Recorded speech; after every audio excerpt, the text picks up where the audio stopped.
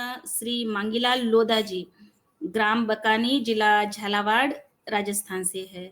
और मांगीलाल भैया जी पतंजलि के माध्यम से ही हमारे योगाहार उत्सव के कार्यक्रम में हरिद्वार में हमारे योगाहार उत्सव में शामिल हुए थे और उसी दौरान हमारी मुलाकात वहाँ पर हो गई और इसीलिए मैंने उनसे जब वार्ता की तो पता चला कि वो एफपीओ पर बहुत अच्छा कार्य कर रहे हैं। और जब हमारे गाड़ी में बैठे थे, जब हम गंगा घाट जा रहे थे तो हमारे गाड़ी में बैठकर बहुत अच्छा उनका संवाद हुआ और उनके साथ और भी 2-3 राजस्थान से व्यक्ति आए थे, भैया जी आए थे। उनके साथ भी हमारी बातचीत हो गई थी। अब तब से वो हमारे योगाहार में बिल्कुल जुड़ रहे हैं और फिर उन्होंने बहुत सुंदर भजन भी वहाँ पर गाड़ी में गाए थे। और ऐसे हमारे आदरणीय श्री मांगीलाल लोधा जी भैया जी को मैं सादर निवेदन करती हूँ कि आप आए और आप जो ये प्यो पर कार्य कर रहे हैं आपके यहाँ राजस्थान में उनके बारे में, और आपको जो योगाहार कार्यक्रम हरिद्वार में हमने उत्सव किया आपको कैसे लगा, तो इस पर आप अपने अनुभव अपना मार्गदर्शन देने देने के लिए आपका स्वागत है। जी ओम। सभी योगार परिवार को मेरी तरफ से ओम। मेरा नाम मांगीलाल लोधा है। मैं झालावाड़ डिस्ट्रिक्ट राजस्थान से हूँ। हमारी कंपनी का नाम है बकानी कृषि एग्रो प्रोड्यूसर कंपनी लिमिटेड। तो सर्वप्रथम में जब हमारे एफपीओ से जो एफपीओ उत्कृष्ट कार्य कर रहे हैं जिनको पतंजलि के माध्यम से हरिद्वार में जैविक प्रशिक्षण के लिए बुलाया गया था, तो जब हमारे राजस्थान में बात आई तो सबसे फर्स्ट में बकानी एफपीओ को चुना गया। तो मुझे बहुत आश्चर्य हुआ कि वहाँ पे पतंजलि में योगा में जुड़ने का मौका मिलेगा। तो जैसे ही हम हरिद्वार गए तो वहाँ पे देखा हरिद्वार में बहुत अच्छा। जैसे हम बस स्टैंड जंक्शन पे उतरे तो वहीं से उनकी टीम से बात होना शुरू हो गई हमारी। तो हम पहली बार गए थे हरिद्वार, तो हमें ऐसा लगा कि भाई अब कहाँ चलेंगे, कैसे चलेंगे। तो सर ने नंबर दिया था मैम का, तो मैम ने बहुत अच्छे से हैंडल किया। मैम ने बोला भी कि सर आपको कोई समस्या हो तो हमारी गाड़ी भेज दे, वहाँ से आपको जंक्शन से ले लेगी। मैंने कि नहीं मैम हम आ जाएंगे पूछते पूछते। तो जैसे हमने पतंजलि के वो फूड हर्बल वो गांव है किसान समृद्ध, उसमें जैसे हम गए, वहाँ के जो योगार परिवार के सदस्य हैं उनसे मिलना हुआ और आप सभी से भी वहाँ पे मिलना हुआ। बहुत हमें बहुत अच्छा लगा। जो पहले दिन का सत्र था वहाँ पर, तो हम थोड़ा सा लेट हो गए थे। हम वहाँ पे आए, सभी से मिलना हुआ और जैसे ही फर्स्ट सत्र चला वहाँ पे जैविक खेती के बारे में बताया गया और योगाहार का 195वां दिन के उपलक्ष्य में वहाँ पे अच्छे अच्छे प्रोग्राम किए गए। तो उनको देखकर हमें और आगे बढ़ने का मौका मिला। उनको देखकर हमारा मनोबल बढ़ा कि कैसे हम हमारे एफपीओ को आगे ले जा सकते हैं। तो हरिद्वार में जो प्रशिक्षण हुआ 2 दिवसीय, उसमें आचार्य पूजनीय श्री स्वामी जी का दर्शन हुआ, स्वामी बालकृष्ण आचार्य जी का दर्शन हुआ। हमें बहुत अच्छा लगा। हम कल्पना भी नहीं कर सकते कि हमें ऐसा मौका मिलेगा, पूजनीय श्री स्वामी जी के साथ योगा करने का मौका मिलेगा और सभी योगाहार परिवार से जुड़ने का मौका मिलेगा। तो वहाँ हमारी ट्रेनिंग के माध्यम से हम योगाहार परिवार से जुड़ पाए। और जो रंजना जी दीदी बता रही थी कि हम बस में मिले, तो हमें बहुत अच्छा लगा क्योंकि सभी जगह एक जैसे लोग नहीं रहते। हम जैसे ही बस में बैठे थे हरिद्वार के लिए वहाँ गंगा जी के लिए जा रहे थे, तो दीदी से हमारी बातें हुई तो उन्होंने हमसे पूछा, तो हमने बताया हमारा एफपीओ है, इस पे काम कर रहा है और सभी का ऐसे सपोर्ट मिलता रहे तो हम अच्छे से काम करेंगे। तो ऐसी बातें चली। दीदी ने बोला कि आप हमारे प्रोग्राम में जुड़ो योगाहार में। तो हम भी जब से वहाँ से आए, जब से हम डेली योगाहार कार्यक्रम में जुड़ते हैं। और जो सभी मुन्नी लाल जी सर और वो सभी सर जो भी बताते हैं, हम उनकी बातों का अच्छे से सुनते हैं। और जैविक खेती के बारे में जो आदर्श ग्राम बनाया गया हरिद्वार में, उसकी बातें भी अच्छे से सुनी हमने, ताकि हम भी इन बातों को सीख के कुछ और इसमें नया ऐड करके हमारी तरफ के जो किसान हैं उन किसान भाइयों को बता सके। मेरा उद्देश्य यही था। मैंने 1 वर्ष काम किया दूसरी कंपनी में। उसके बाद मेरे को लगा कि अधिकतर ये एफपीओ चल नहीं पाते हैं, क्योंकि इसमें जो लोग जुड़े हुए होते हैं ये कुछ तो अपने स्वार्थ से जुड़ते हैं या कुछ ऐसे ही चलाने के स्वार्थ से जुड़ते हैं, तो वो चला नहीं पाते हैं। तो मैंने जैसे 1 वर्ष दूसरी कंपनी में जॉब की, उसके बाद मेरे को लगा, मैंने कि एफपीओ नहीं चल सकता। जो मोदी जी का सपना है वो पूरा कभी नहीं हो सकता इस हिसाब से जो एफपीओ चल रहे हैं। तो मैं स्वाभिमानी आदमी हूँ, तो मैंने देखा जैसे ही, तो मैंने एफपीओ छोड़ दिया। एफपीओ छोड़ने के बाद जैसे ही मुझे दूसरी संस्था से कॉल आया, मेरा जो हुनर देखा उन्होंने कि काम कर सकता है ये, तो मैंने जैसे ही दूसरी संस्था से फोन आया और उन्होंने बोला कि आप एफपीओ बना लो, तो हमारा सौभाग्य था कि पतंजलि से हमारे फोन आया कि पतंजलि का आपको एफपीओ बनाना है। तो मैंने डन कर दिया। मैंने कि बड़े सौभाग्य की बात है कि पतंजलि हमें मौका दे रही है उनके साथ जुड़ने का। तो हमने जैसे एफपीओ बनाया, 30 दिसंबर 2022 को हमारी कंपनी का रजिस्ट्रेशन हुआ। कंपनी का रजिस्ट्रेशन होते ही हमने बिजनेस चालू कर दिया। तो सबसे पहले पतंजलि से आई कि भाई हमें गेहूं की आवश्यकता है, गेहूं चाहिए, आपके पास कितने किसान हैं। तो मैंने जैसे 1 महीने में गांव गांव में जाके किसानों से चर्चा की, कंपनी के बारे में बताया, किसानों को समझाया कि कैसे इसमें कंपनी में जुड़ना है, इसमें आपको कैसे बेनिफिट मिलेगा, इसमें जैविक खेती पे क्या क्या किया जाएगा। तो ये सारी चीज़ें समझाया किसानों को। उसके बाद बहुत मुश्किल से 310 किसान जुड़ पाए। 310 किसान जुड़ने के बाद हमने उन्हीं से उनके गेहूं को मार्केट से अच्छे दाम में खरीदना चालू किया।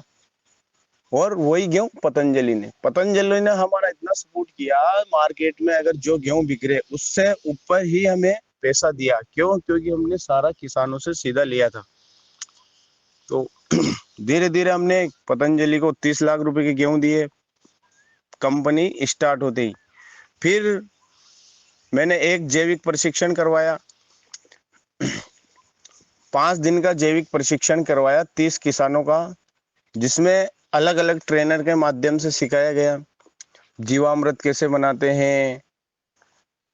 जैसे कोई फ्लोरिंग के लिए बना रहा है तो उसको कैसे बनाते हैं, फंगीसाइड कैसे बनाते हैं, ये सभी तरह की चीजें वहाँ ट्रेनिंग में सिखाई गई। किसानों को बहुत अच्छा लगा। उसके बाद जैसे ही किसान अभी एकदम जैविक पे नहीं आना चाहते हैं, मैं खूब समझाता हूँ किसानों को, फील्ड में जाता हूँ तो फिर भी मैं उनसे कहता हूँ, निवेदन करता हूँ बार बार कि हम ऐसे नहीं बोल रहे कि आपके 10 बीघा जमीन है तो 10 ही बीघा में एक साथ करिए। भाई आपको 10 बीघा में एक साथ थोड़ी ना करनी है, आप 1 बीघा में करिए ना, फर्स्ट साल में 1 बीघा में करिए। तो हमने सिखाया, लोगों को बताया भी। कुछ कुछ किसान एक्टिव थे, उनको पता था कि हम जहर खा रहे हैं, हमारे सारी बीमारियां जहर से हो रही है। तो कुछ किसानों ने चालू किया। मैं उनके खेत पे भी गया, मैंने जैविक गेहूं भी देखे उनके, जैविक सब्जियां देखी। और एक किसान तो ऐसे हैं जो अवार्ड भी ले चुके हैं जैविक खेती में, गेहूं में और धनिया भी। तो मैं सभी किसानों से कहता हूं कि आपके घर पे खाने के लिए गेहूं जैविक करें, आप वेजिटेबल करते हो, आपके घर पे वेजिटेबल जैविक करें। आप फल फ्रूट लगाते हो, आप सभी फल के पौधे, 5 पौधे नींबू के, 5 आम के, 5 एप्पल के, 5 सेब फल के, 5 केला के, सभी तरह के पौधे आपके घर पे 5-5 पौधे आप आपके घर पे लगाइए, ताकि आपको मार्केट से केमिकल वाले फल फ्रूट नहीं लाने पड़ेंगे। तो अगर वो केमिकल रहित फल फ्रूट खाएंगे तो हमारा स्वास्थ्य बहुत अच्छा रहेगा, हमारी सोच अच्छी अच्छी आएगी, सोचे मानसिकता सही रहेगी। तो ये किसानों के साथ चर्चा किया। और उस सबसे पहला मुद्दा था कि मैं जिसको भी कहता था वो फार्मर ये बोलता था कि क्या आपने लगा रखे हैं। फार्मर सबसे पहले जो समझाता है, ज्ञान सभी के पास है, सभी को पता है जैविक खेती कैसे करनी है, कैसे क्या होता है, इससे क्या नुकसान है, पर करना कोई नहीं चाहता है, सबसे बड़ी समस्या। तो उन किसान ने मुझसे बोला कि क्या आप भी जैविक करते हो। मैं तो आश्चर्यचकित हो गया। अब मैंने सोचा, मैंने कि इनको जवाब कैसे दूं। तो मैंने सोचा, क्योंकि हमने भी मैं भी बहुत प्रेशर डालता हूँ घर वालों भी, तो हमने भी 1 बीघा जैविक के नाम पे छोड़ रखा है। हम उसमें गेहूं उगाते हैं और इसमें मक्का लगाते हैं घर पे खाने के लिए। तो मैंने भी किसान को बोला, नहीं भाई मैं भी 1 बीघे में करता हूँ, अभी स्टार्ट किया है 1-2 साल से। और मैंने 5-5 फल फ्रूट के पौधे सभी फसल सभी के लगा रखे हैं। मैं सब्जी में जरूर अभी चालू नहीं किया, वेजिटेबल में अभी मैं दवाई बनाना चालू कर दिया जब से मैं वहां से आया हूँ हरिद्वार से। तो किसानों की सबसे बड़ी समस्या यही है कि पता सबको है जैविक खेती करनी है हमें, आगे भविष्य में जैविक खेती जो किसान करेगा वही सफल हो पाएगा। केमिकल खेती नहीं सक्सेस होगी, क्योंकि केमिकल से बहुत हमारी मृदा जो है, सोयल बहुत खराब हो चुकी है। और एफपीओ के माध्यम से अभी 25 मई को वापस मैं एक ट्रेनिंग रख रखा हूँ, जिसमें 100 से 150 किसान उपस्थित होंगे। उसमें मैंने अधिकारी लोगों को बुलाया, इफ्को से लोगों को बुलाया, ताकि बड़े बड़े अधिकारी, भाई एक मेरा समझाना लोगों को, किसानों को, और एक अधिकारियों से समझाना थोड़ा अलग ही रहेगा। तो उसमें भी मैंने अच्छे अधिकारियों को इनवाइट किया, ताकि वो हमारे किसानों का मार्गदर्शन करें कि जैविक खेती कैसे करनी है, इसमें लॉस होगा या प्रॉफिट होगा। तो ये समस्या है, किसानों को मानना पड़ेगा ये, तभी जाके हो पाएगा, वरना मुश्किल है। आपकी और फोटो हम दिखाओ, फोटो। जी सर। जी, आपका वीडियो ऑन करने के लिए कह रहे हैं भैया।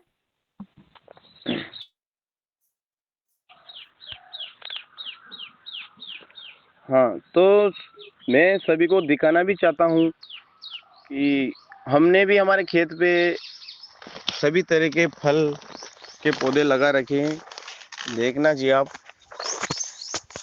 ये हमने अनार का पौधा लगा रखा है। ये इसमें बहुत अच्छे अनार आ रहे हैं। हमने इस पे कुछ भी स्प्रे नहीं किया अभी तक।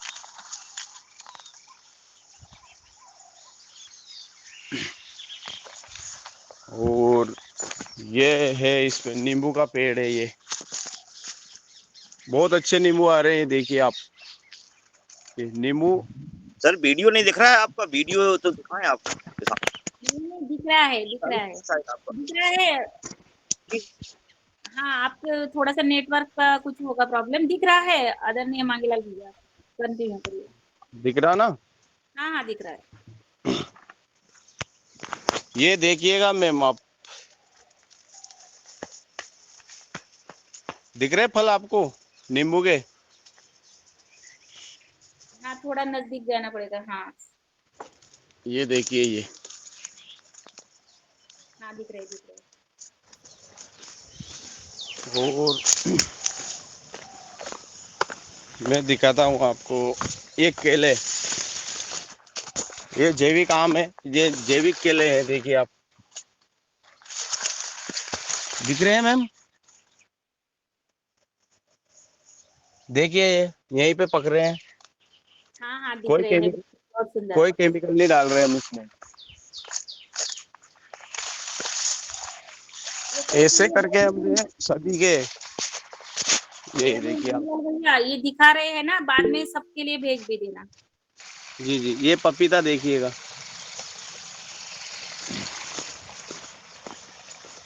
और एक और आम का पेड़ देखिएगा जिसमें छोटा सा पौधा है, जिसमें अभी से आम आने चालू हो गए हैं।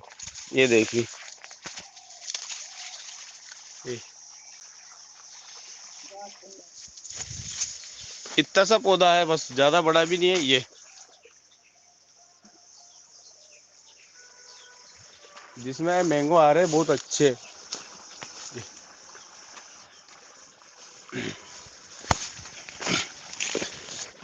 तो ये ऐसे क्या है, मैं सभी किसानों को ऐसे फोटोज बताता हूँ, क्योंकि सबसे बड़ा मुद्दा यही है, किसान यही बोलते हैं कि भाई आपने कर रखा क्या ऐसा। तो हमें भी जवाब देना पड़ता है उनको कि हाँ भाई हमने भी कर रखा है, तभी बोल पाते हैं। तो सबसे पहले मेरी भी यही रिक्वेस्ट है सभी से कि जो हम दूसरों को बता रहे हैं कि ऐसे करो, तो वो सबसे पहले हमें भी करना पड़ेगा, उसके बाद ही हम किसानों को बता सकते हैं। क्योंकि इस लगभग सभी किसानों को पता है कि जैविक खेती करना चाहिए और केमिकल को छोड़ना चाहिए, केमिकल से कितने नुकसान है, पर वही समस्या है।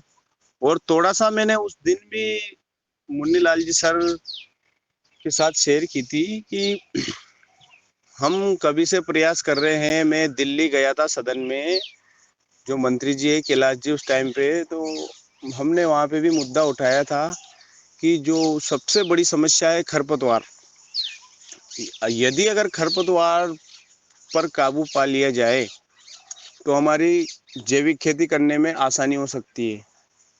क्योंकि जो और दवाई है, फंगीसाइड है, कीटनाशक है, इनका तो कम इफेक्ट होता है, सबसे ज़्यादा इफेक्ट हो रहा है धरती माँ पे खरपतवार का। खरपतवार नाशी जो डालते हैं उनसे सबसे ज़्यादा नुकसान हो रहा है। तो हमने एक प्लान बनाया, कॉलेज में जब पढ़ते थे तो हमारे सीनियर भी थे, तो हमने सोचा क्यों नहीं हम गवर्नमेंट के सामने एक प्रस्ताव रखें। तो हमने जुड़े, धीरे धीरे अधिकारियों लोगों के टच में रहे, हमने बताया कि क्यों ना सर जो मनरेगा का कार्यक्रम चल रहा है इनको, क्योंकि अभी सभी जगह मनरेगा का कार्य चल रहा है ऑल इंडिया में, तो उससे कोई बेनिफिट नहीं मिल रहा। जो हमारे एरिया में चल रहा है राजस्थान में, जहाँ तक मैंने देखा है, गवर्नमेंट के पैसे व्यर्थ जा रहे हैं, कुछ भी काम नहीं आ रहे हैं। जा जाके लोग नींद निकाल के नरेगा में आ जाते हैं, फ्री के पैसे ले लेते हैं। तो सभी आलसी हो गए किसान, कौन मजदूरी करने जाएगा, कौन खेत में जाएगा, फ्री के पैसे आ रहे हैं उनको। तो हमने गवर्नमेंट से ये रिक्वेस्ट की थी कि सर एक बार इस पर आप फोकस डालना कि ये जो हमने प्रस्ताव दिया आपको, इसमें कुछ आपको लगे देश के हित के लिए तो उसे अपनाना, वरना कोई बात नहीं। तो जैसे नरेगा का काम ऐसे चल रहा है, तो क्यों ना उसको खेतों में लाया जाए। ये हमारा बहुत बड़ा सपना था कि जो मनरेगा का कार्य आप जंगल में कर रहे हो, किसी तलाई में कर रहे हो, तो ऐसा एक फिक्सेशन बनवा दीजिए कि जिस फार्मर के खेत में आप मजदूर, जैसे नरेगा का काम चलेगा, तो जो गवर्नमेंट दे रही है, जैसे माना कि 200 रुपये गवर्नमेंट दे रही है, तो 100 फार्मर से लो, 300 रुपये पर डे के हिसाब से एक फार्मर को इनकम भी बढ़ रही है और खेत में नुकसान होने से बच रहा है। अगर वो खरपतवार निराई गुड़ाई करवाएंगे मस्ट्रोल के, जो नरेगा का कार्यक्रम चल रहा है उसके माध्यम से, तो ये बहुत अच्छा हो सकता है हमारे भारत देश के लिए। और ये एक कदम जैविक खेती की ओर भी बढ़ने में बहुत अच्छा रहेगा। तो ऐसा हमने प्रस्ताव रखा था, पर हमें कोई रेस्पॉन्स नहीं मिला। हमने बार बार पूछा कॉल करके भी, तो कोई रेस्पॉन्स नहीं मिला हमें। तो ये मेरा मानना है कि आप सभी योगाहार परिवार वाले हैं, जिनसे भी मेरी रिक्वेस्ट है कि अगर ये आपको प्रस्ताव अच्छा लगे तो थोड़ा आपके लेवल के अधिकारी हैं जो हमारे पतंजलि योग पीठ में भी अगर आचार्य जी के सामने बात पहुंचे तो एक अगर थोड़ी बात बन पाए तो बहुत अच्छा रहेगा। क्योंकि आप देखना इसको सोच के कि भाई नरेगा का जो काम चल रहा है उसमें कुछ भी काम नहीं हो रहा है। किसान निठल्ले बनते जा रहे हैं, दिनों दिन वहाँ बैठे रहते हैं दिन भर और शाम को वापिस घर पे आ जाते हैं। फ्री का पैसा लेने की आदत पड़ेगी। अगर वही काम खेतों में किया जाएगा, निराई गुड़ाई का, हर्बिसाइड का स्प्रे नहीं करना पड़ेगा। क्यों? क्योंकि ऐसे ऐसे हर्बिसाइड है जो 2 साल तक 10 साल तक खेत में असर करते हैं। तो ऐसी समस्या से बचने के लिए हमें थोड़े कदम उठाने ही पड़ेंगे। तो ये थे विचार हमारे। और हमारे एपीओ में भी मेरा यही प्लान है कि मैं अभी कुछ किसान ऐसे ढूंढे हैं मैंने जो वर्मी कंपोस्ट तैयार करवाएंगे, जैविक खाद तैयार करवाएंगे। अभी हमने किसानों को वेस्ट डिकम्पोजर निःशुल्क वितरण की थी, ताकि किसान अपने खेत में जो भी कचरा है, वेस्टेज कचरा है, उसको आग लगाते हैं। उनको उनका फायदा ही नहीं पता है कि फायदा क्या है। अरे भाई, आप आग क्यों लगा रहे हो? उसको जला क्यों रहे हो? उसमें कितने पोषक तत्व है? उसमें 25 रुपए की मात्र वेस्ट डिकम्पोजर आती है।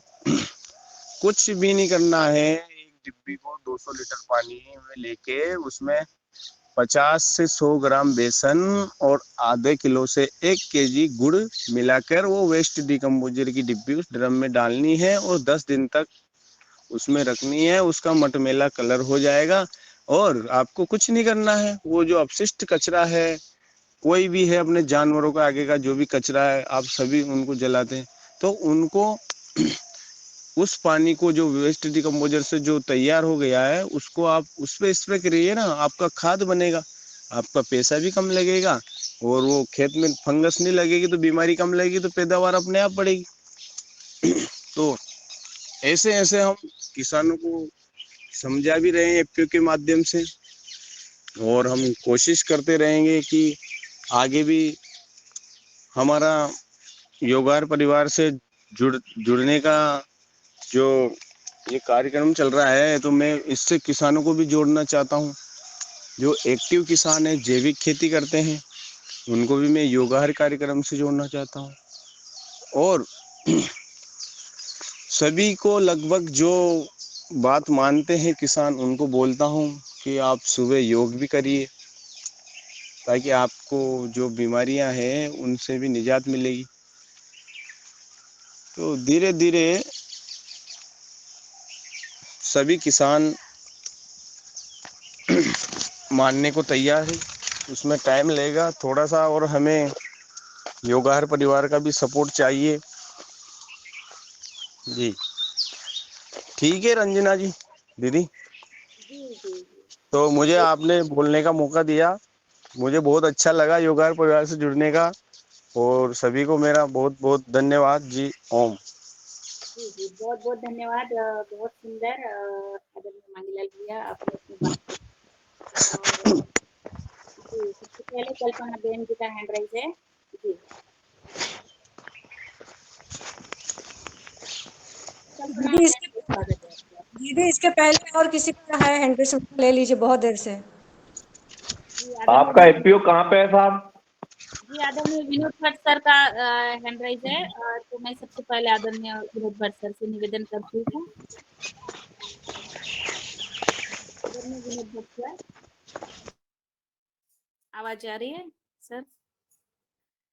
चलिए, विनोद भट्ट सर तक मेरी आवाज नहीं जा रही है। आदरणीय बेन कल्पना जी, आप अपना सवाल करिए जी। धन्यवाद। ये मांगीलाल भैया जी जो हैं, उनका एफपीओ मतलब उद्यमिता की और मतलब प्रोसेस में है क्या? बिक्री वगैरह हो रही है क्या उनके जो एफपीओ का जो संगठन है? और उसमें किस प्रकार के व्यक्ति जुड़े हैं? किसान ही जुड़े हैं कि और भी वर्ग के जुड़े हैं? ये बताइएगा। जी, हमारे एपीओ में सिर्फ मैंने किसानों को जोड़ा है। क्यों? क्योंकि मैंने बताया था फर्स्ट में, मैंने एक पहले एफपीओ ज्वाइन करके उसको छोड़ दिया है मैंने, 1 साल उसमें वर्क करके। क्योंकि ये क्या है, जैसे बनियों को पता चला कि भाई इसमें फंड आता है गवर्नमेंट से, इतना फंड गवर्नमेंट देती है, इतना हमें लगाना है, सैलरी आती है, तो ये क्या है, लोगों ने बहुत भ्रष्टाचार कर रखा है। सभी फंड खाने के चक्कर में एफपीओ बनाते हैं, 3 साल तक गवर्नमेंट का फंड लिया और उसको बंद कर देते हैं। तो किसान कैसे आगे बढ़ेंगे? सरकार उसकी जगह सही है, सरकार उनका काम कर रही है, पर जो जो एफपीओ बन रहे हैं, ये अगर सही लोग बना ले, इनको सही किसान बना ले, तो ये आगे बढ़ सकते हैं, वरना कुछ भी नहीं है। 3 साल तक फंड लेंगे और उसको बंद कर देंगे। और हमारे एफपीओ में जो है, अभी तो जैविक पे हम सारे किसानों को एक साथ नहीं ले जा सकते हैं, तो अभी हम वो जहर भी बेचते हैं, क्योंकि बेचना पड़ेगा ना, किसान थोड़ी आएंगे एक साथ। हम अगर बोलेंगे कि भाई आप जैविक ले जाओ, तो वो थोड़ी ले जा सकते हैं। तो कुछ कुछ किसानों को हम जैविक भी देते हैं और जहर भी बेचते हैं। और अभी हमारा जो प्लान चल रहा है नया, कि पतंजलि से हमारा टाइप होने वाला है, कि हमें अगले साल, ये बात हुई है हमारी कि अगले साल आपको पतंजलि के पैकेट में आटा पैक करके देना है। तो मुझे बहुत अच्छा लगा ऐसे। भैया जी लखनऊ में जो मांगीलाल हमारी मीटिंग थी, वहां पे मंथ परफॉर्मेंस। जी मांगीलाल भैया जी बोलिए। उत्पाद हो रहा है किसी एफपीओ में, तो उससे जुड़ने के लिए क्या प्रोसेस है बताइएगा। क्या जी दीदी, एक बार बोलना। जैसे अपने इधर भी एफपीओ है और ऐसे कृषक है जो जैविक उत्पादन कर रहे हैं, तो जी पतंजलि से जुड़ने के लिए उसकी प्रोसेस क्या है बताइएगा। जी दीदी, इसमें पतंजलि से जुड़ने की प्रोसेस, हमारी तरफ भी कुछ एफपीओ उन्होंने भी यही सवाल किए थे मेरे से, पर इसमें यह है कि पतंजलि जो हैंड ओवर, जो पतंजलि ने एफपीओ लिए है भारत सरकार से, तो वो उन्हीं के साथ काम कर रही है। बस अभी तक हमने, हमारी तरफ और एफपीओ भी है, तो उनसे मैंने बोला, उन्होंने मेरे से बोला था कि भाई आप पतंजलि में बात करो हमारे लिए, हम भी उनके अंडर काम करना चाहते हैं। तो अभी तक तो जो इन कर्मचारियों का जो उधर से रेस्पॉन्स आया, जो उन्होंने बोला, अभी तक तो हमारे पास यही ऑर्डर है कि हम से जो हमने एफपीओ बनाया है, हम उनके साथ बिजनेस करें। क्योंकि तो आप एफपीओ बनाने का मतलब यही है पतंजलि को, ताकि किसान आगे बढ़ सके, उनको अच्छा दाम मिल सके। तो आप आपके यहाँ जी आपकी आवाज नहीं आ पा रही प्रोसेस है। में देंगे अनाज की आप जहर वाला। भैया जी मैंने बोला कि आपका जो एफपीओ है, जी आपने बोला कि जहर वाला उत्पादन भी हो रहा है और जैविक भी हो रहा है, तो आप जहर वाले भी प्रोसेस में देंगे क्या अनाज को एफपीओ के साथ में पतंजलि। नहीं नहीं नहीं, कुछ किसान है ना जो केमिकल रहित भी करते हैं ना, मैंने बोला ना, सभी तो कर नहीं सकते हैं। जो पहले से थोड़ा थोड़ा कर रहे थे, जो उन्होंने थोड़े बड़े लार्ज स्केल पे कर लिया है, तो उनसे ले लेते हैं हम। तो और भैया जी फिर आप कितने लाख का है ये, कितने मतलब बड़ा मतलब गवर्नमेंट में जो सब्सिडी मिलती है, तो ये कितने लाखों का है मतलब आपका टर्नओवर या ऐसा कुछ। जैसे हमारा 1 साल का टर्नओवर है 80 लाख रुपए का, जिसमें से 30 लाख रुपए के गेहूं और 50 लाख रुपए के खाद बीज और जहर, तीनों। तो आपने अपने किसानों को बताया क्या कि मतलब जैविक और ये जहर वाली खेती करने में क्या तुलनाएं होती है, और उनको उसके लिए क्या प्रोसेस कर रहे होंगे, तो उनको अवेयर कर रहे होंगे किसानों को। जी बताया ना, मैंने बोला तो था, ये हमने 5 दिन का प्रशिक्षण करवाया जैविक, और जो हमारे पास केवी के है कृषि विज्ञान केंद्र, वहाँ पे भी हम किसानों को सूचना करते हैं कि वह जैविक प्रशिक्षण चल रहा है। अगर कोई किसान इच्छुक हो, इंटरेस्टेड हो, तो आपका रहना खाना सब फ्री है, आने जाने का किराया फ्री है आपको मिलेगा। तो हम सभी किसानों को वहाँ भेजते हैं ट्रेनिंग में, और जो हमारे पास थोड़ा गवर्नमेंट का बजट आ जाता है, तो हम भी यहाँ पे जैविक ट्रेनिंग करवाते हैं किसानों की। जी धन्यवाद जी, आपके सवालों के मेरे सवालों के जवाब आपने बहुत अच्छे से दिए, धन्यवाद। और एक और नया शुभ समाचार ये है कि अभी इफ्को जो है ना, इफ्को कंपनी तो सभी जानते होंगे लगभग। तो इफ्को कंपनी ने हमारे एफपीओ को लगभग गोद लिया है। तो मुझे बहुत खुशी हुई कि इफ्को ने गोद लिया है और उसमें हमारे गांव को चुना है। तो उसमें अभी लगभग 50% तो ऑर्गेनिक पे काम होएगा। नैनो यूरिया का स्प्रे कराना सब्सिडी पे, सारी चीजें जैविक से संबंधित होने वाली है। इससे अच्छा मौका कोई और नहीं हो सकता किसानों को समझाने का। तो इफ्को ने भी हमारे गांव को गोद लिया है। अभी प्रेजेंट टाइम पे 2-3 दिन से प्रक्रिया चल रही है। तो मैं सोच भी नहीं सकता कि ऐसा हो पाएगा, क्योंकि पहले से कई सहकारी समितियां चल रही है। ये और पुरानी, तो उनको गोद नहीं लेकर के उन्होंने मेरे काम को देखा कि ये अच्छा काम कर सकता है। तो वहीं से इफ्को से मेरे अधिकारी का फोन आया कि हम आपके गांव को गोद लेना चाह रहे हैं।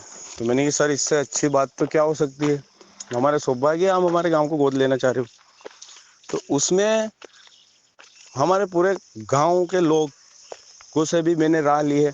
तो उन्होंने अच्छा रिस्पॉन्स दिया। उन्होंने बोला कि बहुत अच्छा है, करिए, हम आपका सपोर्ट करेंगे, आप जैसे बोलोगे हम ऐसे करेंगे। तो मुझे बहुत अच्छा लगा, एक और ये नया कदम हमारे एफपीओ में आगे बढ़ने का। जी जी, बहुत सुंदर। आदरणीय कल्याण बहन जी ने सवाल किए मैम। और आगे मैं आदरणीय अशोक पटेल भाई साहब की हैंड रेज है, मैं सादर निवेदन करती हूँ, आप अपना सवाल करिए। जी आपका एफपीओ ये कहाँ स्थित है?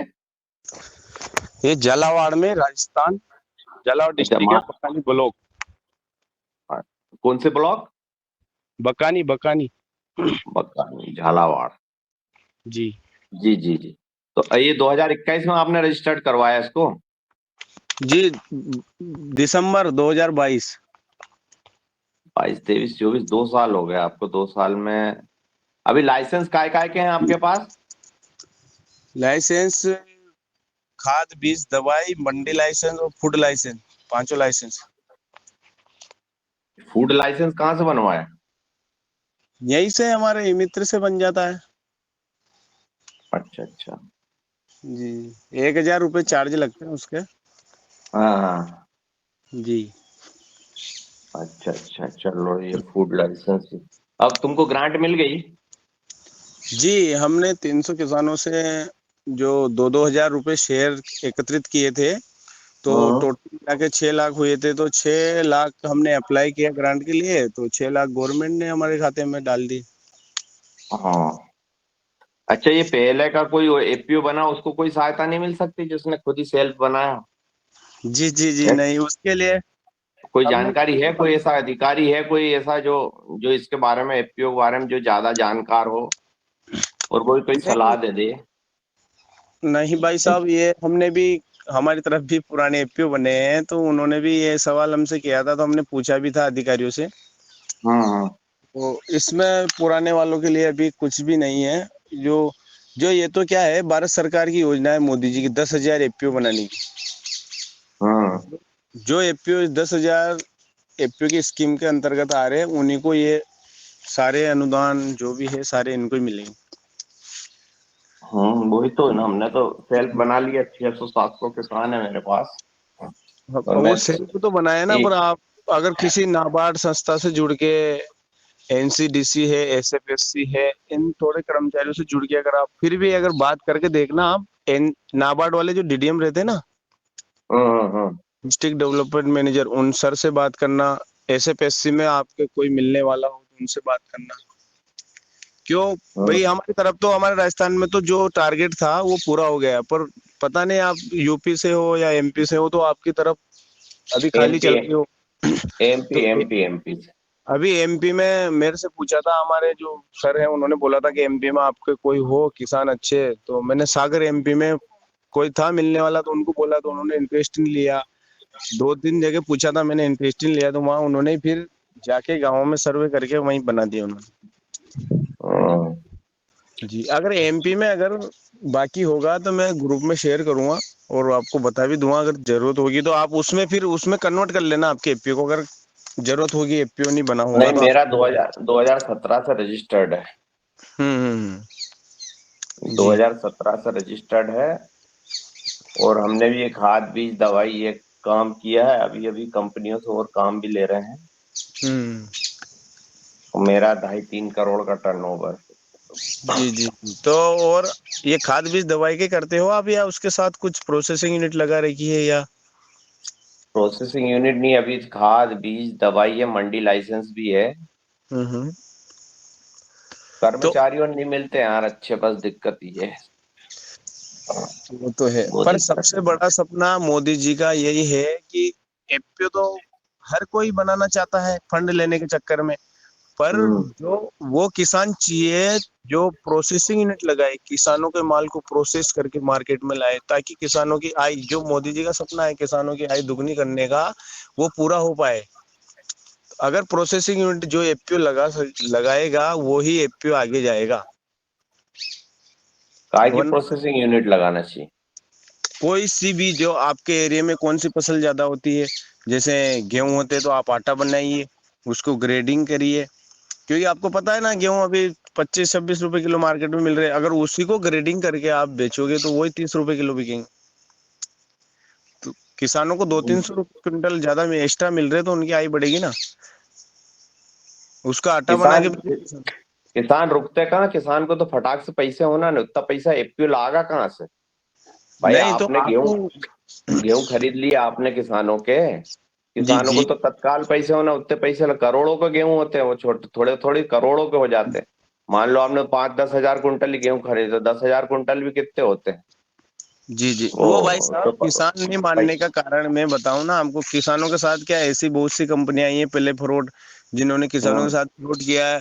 क्योंकि किसान तो भोले भाले हैं बेचारे, मैं खुद किसान हूँ, वो किसी की भी नहीं बातों नहीं, में। किसानों की एक समस्या नहीं, किसानों के खर्च इतने हैं कि उनको तो तत्काल पैसा चाहिए ना। वो कब नहीं कब ये तत्काल। प्रोसेसिंग और ये सब विधि विधान होगा, जब तक तो साल निकल जाएंगे। जब तक तो वो नहीं बेचारा निपट ही, ब्याज में निपट जाएगा, उसको 200 रुपये तेज मिलेंगे, इतने में तो खत्म ही हो जाएगा। 200 ब्याज कितना होता है उसका?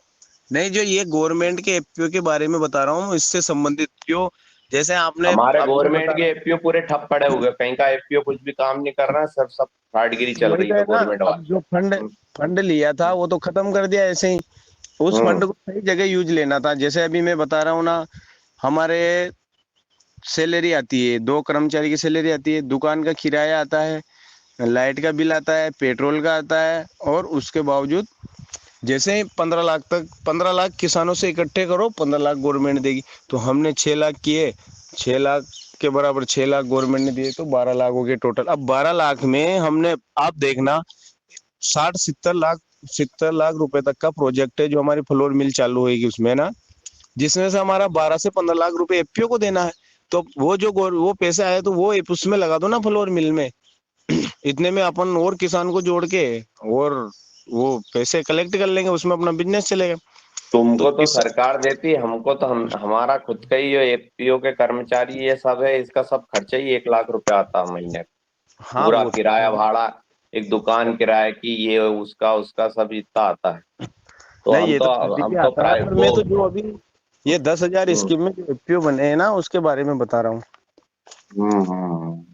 तो देखो, ये एफपीओ इसीलिए तो नहीं चल पाते, मैं कह रहा हूँ ना। अब ये क्या है, थोड़ी अपन को पॉजिटिव सोच भी रखनी पड़ती है, क्योंकि ये समस्या तो पूरे संसार में सभी के है। तो तुम्हें हमें थोड़ा अलग करना पड़ेगा ना, तभी तो आगे बढ़ पाएंगे।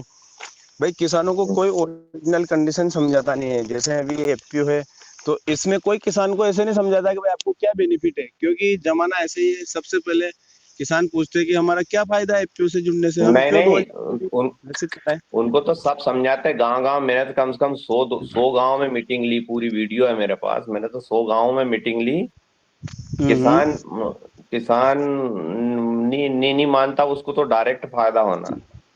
नहीं, फिर ये फिर आप ऐसे बताइए भाई साहब, आपने किसान को क्या प्रॉफिट दिया अभी तक? मैंने किसानों को ये खाद बीज दवाई दे रहे हैं सस्ता, बस वही दे रहे हैं। और उनके बाद में उनसे उनका जो शेयर भी मैंने ही जमा किया, उनसे 1 रुपया नहीं लिया मैंने। मैंने है कम से ना। कम 25 लाख रुपए उनके जमा कर दिए मेरे जेब से ही। अब उनको किसानों को चलो आपने सस्ता तो दिया है, ठीक है, फिर भी ज्यादा सस्ता नहीं दिया हो, पर आपने उनको बताया कि भाई आपने जो 2,000 रुपये दिए हैं उसमें से मैंने आपको ये सस्ता माल भी दिया, और जो उसमें से जो पैसे बचे हैं, जैसे आपने किसी को दिया है 200 रुपये मैंने की दवाई किसानों दी। के खाते में कम से कम 50 लाख रुपए जमा कर दिए, 50 लाख। कर दिया, पर उनने उनका प्रॉफिट, जो प्रॉफिट हुआ है आपकी कंपनी में वो भी किसानों को दोगे क्या आप? प्रॉफिट हुआ ही कहाँ कंपनी में? हाँ, घाटे में कंपनी 1-1.5 करोड़ थे। क्यों, पचास कैसे? लाख तो किसान को दे दिए ना। हम्म। प्रॉफिट कहाँ हुआ? प्रॉफिट तो कोई आप कमाई का कोई रास्ता ही नहीं हुआ। तो आप किसानों से मिलके चलो ना, तभी तो हो पाएगा भाई। उनको बोलोगे ये आपकी कंपनी पूरे हमारी। किसान मिले हुए, पूरे किसान मिले हुए, जब तो उनको इतने पैसे दे दिए हमने, नहीं कहाँ से देते ये बताओ, नहीं मिलते। तो फिर लेकिन समस्या हमारे क्या यहाँ आ रही है किसान आपकी? बहुत एडवांस है, हमारा जो जिला है ना बहुत एडवांस किसानों का जिला नहीं नहीं भाई साहब, हमारे वो है। सभी हाँ जगह के किसान ऐसे हैं, हमारे यहाँ के किसान भी हाँ। बहुत एडवांस है, बिना मतलब से कोई हिलता भी नहीं है। हम्म। पर वो अपन को कुछ ऐसा काम करना है जैसे वो किसान आकर्षित हुए। अभी मैं कह रहा हूँ ना, मैंने मार्केट जाम कर दिया भाई साहब, आप क्या मानोगे? हम्म। अरे क्यों कमाना है, सरकार दे रही ना, पूरा पैसा सरकार दे रही है, हमारी सैलरी सरकार दे रही है, सारा खर्चा। तो क्यों हमको नहीं किसानों देती को? ना कुछ, वही तो बात, हमको सरकार कुछ नहीं, नहीं वो देती। आपके बात अलग है, मैं जो इस योजना में बने हुए एफपीओ की कह रहा हूँ मैं। और ये जो जो ये कर रहे हैं ना, ये योजना वाले, योजना हमारे यहाँ योजना में बने हुए, वो उनने कुछ नहीं किए, सिर्फ कागज पे है, और जयराम जी की उनका कुछ भी काम नहीं। हाँ, तो कुछ भी काम नहीं है ना, तो भाई साहब उनको वो पता तो चल पैसे जाएगा खा उनके। रहे हैं बस। 1 मिनट। अभी उन्होंने ट्रेनिंग नहीं ली है जी, मैंने ट्रेनिंग ले रखी है बर्थडे में, लखनऊ में 2-2 ट्रेनिंग लिए, उनको पता चल जाएगा। अगर वो खा रहे ना तो उनको ब्याज के सहित चुकाना पड़ेगा। ये जो दस कोई हजार स्कीम में जो एफपीओ बनाया, अगर इसने इसमें किसी ने भी घोटाला किया ना, तो उसको ब्याज के सहित पूरा पैसा चुकाना पड़ेगा, वरना जेल जाएगा आदमी। ये जो उन्होंने जो उनकी पॉलिसी बनाई थी एक एफपीओ की, उसमें यह भी है। भाई हाँ। गवर्नमेंट थोड़ी ना पागल है जो 33 लाख रुपए ऐसे फ्री में दे देगी। सही एक बात। एक एफपीओ पे 1 करोड़ रुपए का खर्च कर रही है गवर्नमेंट, जिसमें सीबीबीओ को देती है। सीबीबीओ भी रहता है एफपीओ के ऊपर, जैसे हमारा सीबीबीओ है पतंजलि। तो एकमात्र ऐसा सीबीबीओ है पतंजलि जिसने गवर्नमेंट से 1 रुपया नहीं लिया, देखो आप। और सभी सीबीबीओ गवर्नमेंट से पैसे ले रहे हैं एफपीओ को डेवलप कराने के। सीबीपीओ क्या होता है? प्रमोटेड संस्था है ना, जो हैंड ओवर करता है, जो सारा उसके अंडर में चलता है। जैसे हमें फंड दिलाना है तो वो फाइल लगा के उनके सिग्नेचर करके एसएफएससी में भेजते हैं। कोई ऐसा लड़का है जो अच्छा एपीएम ट्रेन हो और वो करने वाला हो, कुछ करे, ऐसा है क्या कोई? नहीं, ऐसे तो कहाँ मिलेंगे लड़के, सबको बस वही अपना तो। अपना लगा पड़ी है, सब अपना बनाने में सोचते हैं, कोई और का नहीं सोचता है। चलो ठीक है भाई साहब, ओके, ठीक है ओम। ना, आपको विस्तार में करना हो तो फिर बाद में करना। जी। बहुत ही महत्वपूर्ण चर्चा हो रही थी हमारे आदरणीय अशोक पटेल भाई साहब ने, और आदरणीय हमारे मांगीलाल भैया, आपका धन्यवाद अशोक भैया। और मैं आगे हमारी बहन मिथिलेश सिंह जी का हैंड राइज है, तो मैं सबसे पहले उनको ले लेती हूँ। जी मिथिलेश सिंह बहन। जी ओम। सदन को नमन वंदन। आज की योग कक्षा बड़ी ऊर्जावान रही। और दूसरा जो चर्चा चल रही है हमारी, जो राजस्थान के आज हमारे मुख्य अतिथि आए हैं, उन भाई को भी मेरा नमन वंदन। मैं मुजफ्फरनगर उत्तर प्रदेश से मिथिलेश सिंह बोल रही हूँ, और जान करके बहुत अच्छा लगा। और मेरी जिज्ञासा यही है कि जैसे आपने बताया कि किसानों की ट्रेनिंग होती है, तो भाई ये ट्रेनिंग सरकार के द्वारा होती है या कैसे होती है वहाँ पे? और यदि सरकार के द्वारा होती है, क्या वो सभी स्टेट में हो रही है? जी, ये सभी स्टेट में होती है, पर एक्चुअली अपने अपने स्टेट की गवर्नमेंट की अलग अलग पॉलिसी रहती है। तो ये हमें जानकारी लेने के लिए अपने स्टेट की, तो हमें कहाँ संपर्क करना पड़ेगा? आपको संपर्क करना पड़ेगा कृषि विज्ञान केंद्र, कृषि विज्ञान केंद्र। डिस्ट्रिक्ट लेवल पे रहता है। जी। वहाँ पे आप जो भी अधिकारी रहते हैं, वहाँ वैज्ञानिक लोग, डॉक्टर लोग, उनसे चर्चा करो, और वो आपको बताएंगे भी सारी चीजें। वहाँ पे भी प्रशिक्षण होता है, वहाँ से अपन यहाँ अपने एरिया में भी करवा सकते हैं, पर वहाँ पे तो प्रशिक्षण चलते रहते हैं। जी जी। और मैं ग्रुप में मैसेज भी डालूंगा, जो हमारी योजना का चल रहा था, मैं भी गया था उसमें भाग लिया था। मैं क्या अधिकारियों के टच में रहता हूँ, तो अच्छा बन पाता है काम, ताकि क्योंकि किसानों को अगर ट्रेनिंग करवाएंगे तो खर्चा भी लगता है। जी तो जी। हम कुछ कुछ खर्चा तो उनसे ले लेते हैं और कुछ हमारे एफपीओ से मिला के नाश्ता, चाय पानी, नाश्ता ऐसी व्यवस्था कर देते किसानों को। तो ये मान लिया सरकार के द्वारा जब ये ट्रेनिंग नियोजित होती है तो इसमें कम से कम कितने किसान चाहिए होते हैं जब ट्रेनिंग देते हैं वो लोग?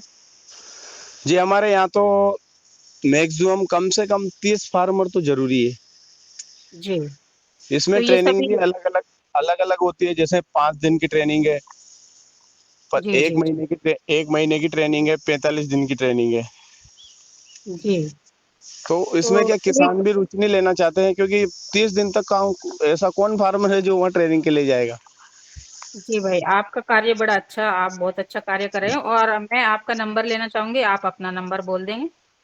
जी जी, मैं मैसेज कर देता हूँ ग्रुप में। जी मैसेज कर दीजिए और मैं आपको नंबर भेज दूंगी मिथिलेश बहन जी, और मैं जी। आगे आदर। एक जी जी बहन, एक मेरे को अशोक भाई जी का भी नंबर चाहिएगा, पटेल साहब का भी। तो पटेल आप भाई का मेरे नंबर को। आपको भेज दूंगी मिथिलेश जी बहन। जी बहन जी, मुझे कल्पना बहन जी का फोन नंबर दे दीजिएगा। मेरा साहब आपको मैं कल्पना बहन का भी नंबर दे दूंगी। जी जी। व्हाट्सएप में अब सबके नंबर चले जाएंगे। अब एक भजन सुनाएंगे हम। जी हाँ, 1 मिनट मांगीलाल भैया। सबसे पहले मैं आदरणीय श्री पवन कुमार सर को सादर निवेदन करती हूँ कि आप आए। आपके जो हमारे मांगीलाल भैया ने आज मांगीलाल भैया से और भी हमारे यहाँ से नंद किशोर लोधा जी जुड़े हैं, और मांगीलाल भैया और कौन जुड़े हैं? जुड़े हैं मैम, मैंने सभी को बोला था जुड़े गणेश होंगे, पर मैंने देखा नहीं है। जी। जी मुझे तो 2 व्यक्ति नए दिख रहे हैं। एक तो नंद किशोर जी है और अ, एक है और गणेश जी। तो मैं आपका भी बहुत बहुत धन्यवाद और अभिनंदन करती हूँ, और आपको भी इस योगा मंच पर आमंत्रित करूंगी, मगर सबसे पहले मैं आदरणीय श्री पवन कुमार सर को सादर आमंत्रित करती हूँ। जी जी, नमस्कार, धन्यवाद। आज की कक्षा हमारी बहुत अच्छी संचालित हुई है योग की।